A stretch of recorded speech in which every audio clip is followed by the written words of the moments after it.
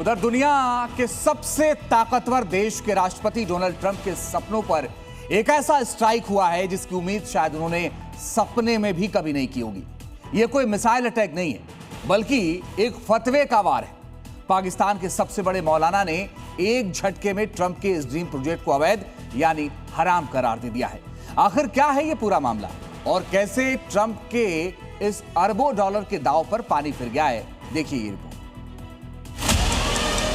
तस्वीरें देखिए, एक तरफ है दुनिया के सबसे बड़े कारोबारी और ताकतवर मुल्क के राष्ट्रपति डोनाल्ड ट्रंप, जो अब डिजिटल करेंसी की दुनिया में तहलका मचाने का दावा कर रहे हैं। दूसरी तरफ है पाकिस्तान का कराची शहर, जहां से निकला एक फतवा अब वाशिंगटन तक खलबली मचा रहा है। पाकिस्तान के मशहूर इस्लामिक संस्थान दारुल उलूम कराची के प्रमुख मुफ्ती मोहम्मद तकी उस्मानी ने ऐसा ऐलान किया जिसने पूरी क्रिप्टो मार्केट को हिलाकर रख दिया है।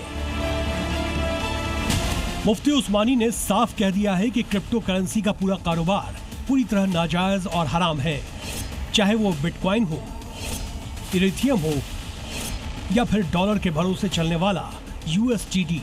उन्होंने हर तरह के क्रिप्टो टोकन को शरीयत के खिलाफ बता दिया है। इतना ही नहीं, क्रिप्टो से खरीदी गई चीजों को भी उन्होंने सही नहीं माना। मुफ्ती तकी उस्मानी का कहना है कि डिजिटल करेंसी का कोई असली वजूद नहीं होता, इसलिए शरीयत के कानून के मुताबिक इसे संपत्ति माना ही नहीं जा सकता। जब ये कोई संपत्ति है ही नहीं तो इसकी खरीद बिक्री पूरी तरह से गैर कानूनी है।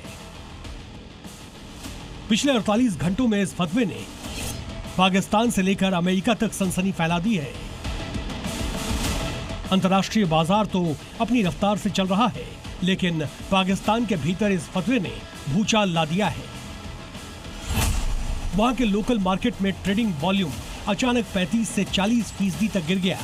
जो लोग अब तक धड़ल्ले से बिटकॉइन USDT खरीद रहे थे, वो अब इस डर से अपनी डिजिटल संपत्ति को 5% तक के नुकसान पर औने पौने दामों पर बेच रहे हैं, कहीं शरीयत के हिसाब से उनका सौदा नाजायज न मान लिया जाए। हैरानी की बात यह है कि इस फैसले का समर्थन पाकिस्तान के कई दूसरे बड़े इस्लामिक विद्वानों ने भी कर दिया है, जिससे इस फतवे की ताकत और ज्यादा बढ़ गई है।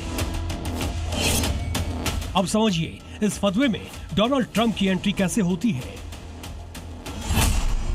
ट्रंप परिवार की एक बड़ी क्रिप्टो कंपनी है जिसका नाम है वर्ल्ड लिबर्टी फाइनेंशियल। ट्रंप और उनके बेटे इस कंपनी के जरिए पूरी दुनिया के डिजिटल मार्केट पर राज करना चाहते हैं।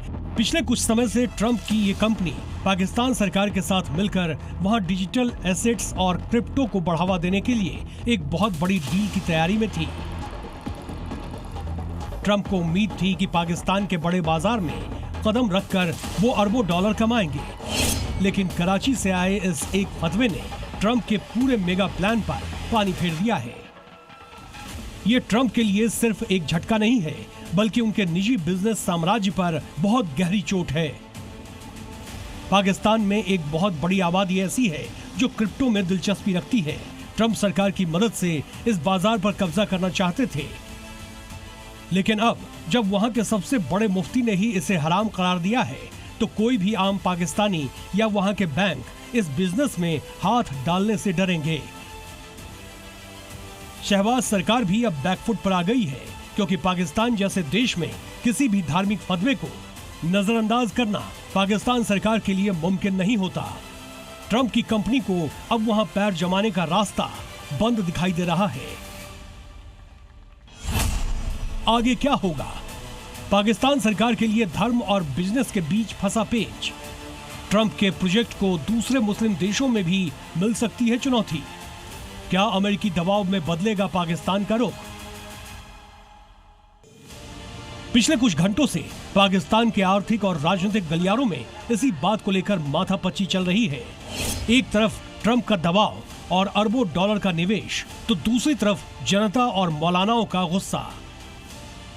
ट्रंप के लिए यह नुकसान सिर्फ पाकिस्तान तक सीमित नहीं रहेगा, बल्कि इसका असर दूसरे मुस्लिम देशों पर भी पड़ सकता है, जहां मुफ्ती तकी उस्मानी की बातों को बहुत गंभीरता से सुना जाता है।